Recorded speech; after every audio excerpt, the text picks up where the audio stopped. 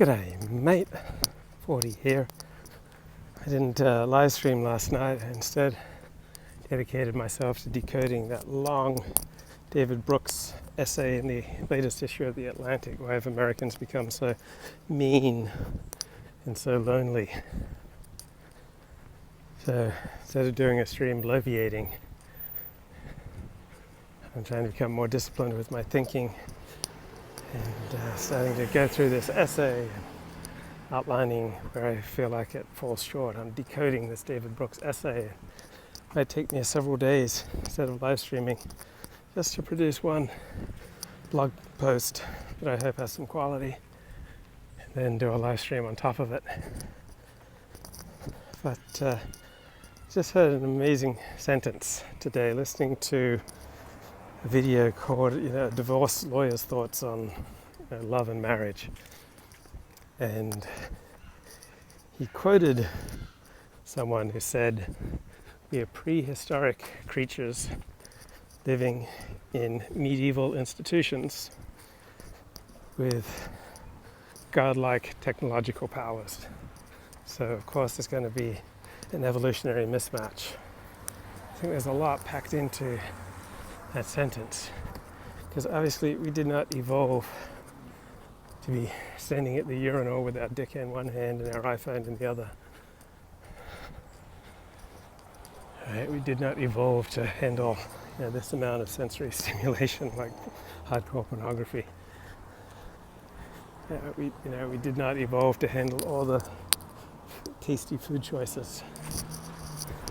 So our ancestors, right, they evolved to, when they got tasty food, to just consume it. But if we eat all the food that we can stomach, right, obviously we're going to gain weight. There's an evolutionary mismatch. We evolved in a different environment than we're in right now.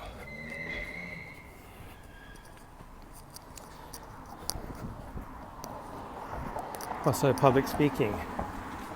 It's among people's biggest fears. For some people, it's the biggest fear. And there's probably, again, an evolutionary mismatch. Right? We evolved a situation where if you stood up publicly before your tribe, right, the odds of something going wrong or damaging your relations with the tribe, far outweigh any benefits that you might get from speaking out publicly. Like, we evolved to live in a tribe of about 100 people, almost all our lives, within 10 miles of where we were born. And that's how life remains for many people in Europe.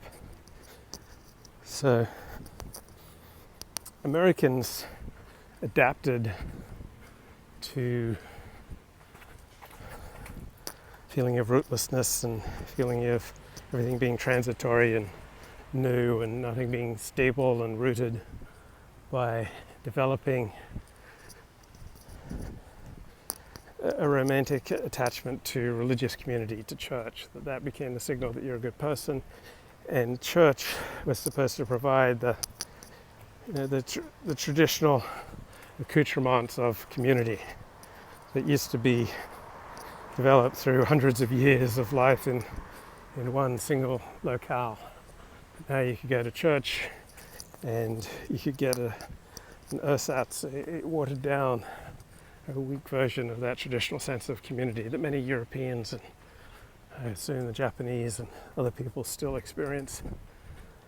So that's one, I think, relatively adaptive approach to being a prehistoric creature living in medieval institutions with godlike technology. So another is just living within a tribe. Right? If you have close relations with your family, extended family, your community and tribe, and that's where you get your hero system, that's where you get your meaning, purpose, direction in life. That's where you get what you most value. Right? I'd have to think that is a pretty good fit with how we evolved.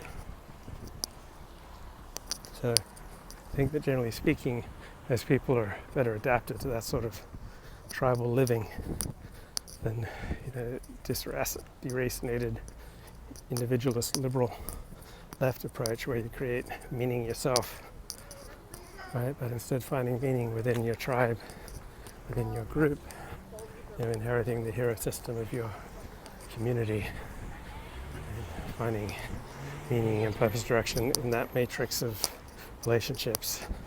I think that's a pretty good adaptation to reality that kind of mirrors our forebears. And if you got those basic connections down, right, you're not going to be as likely to be knocked off kilter through technology and changes in the workplace, and changes in social mores, and changes in society and culture, because you're not primarily getting your meaning and your direction and your purpose from the New York Times. You're getting it from your tribe, from your community that may well go back hundreds of years. So you've got something that's lasting. It's not just something that is made up recently.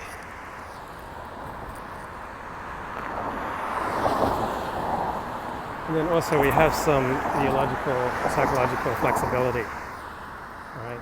If we're in a profession, let's say we're in the TV news profession, or we're a professor, or in some sort of profession, or a lawyer, or a doctor, where every word we say counts, matters, right? Developing more of the modern, disengaged, reflexive, buffered, autonomous identity, where you put more of a distance between your immediate thoughts, feelings, desires, and impulses, what you end up saying and doing, right? So evolving towards that more modern development of the self, certainly while at work, will probably serve you well. So another word for that is courtier morality, where you carefully measure every word and deed by the nature of its effects on everyone important around you.